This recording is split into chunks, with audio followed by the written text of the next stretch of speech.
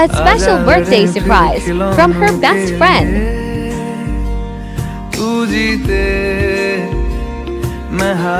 guess गर्नु त ma'am कसले पठाउनु भयो होला यो मलाई निसा जस्तो लागेको छ हो फिक्स हुनुहुन्छ अच्छा फिक्स नै होला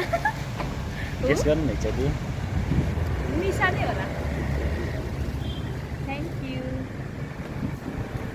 निशे हो म्याम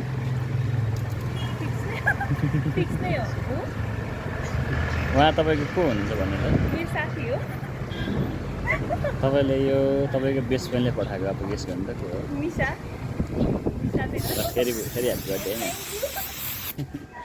उहाँलाई के भन्न चाहनुहुन्छ भन्नु त उहाँलाई के भन्नु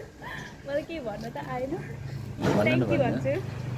त्यति मात्रै अरू त के भन्नु के भन्नु त आएन सम्झिराख्नु भएको छ उहाँलाई हजुर सम्झिराख्नु भएको छ उहाँलाई हजुर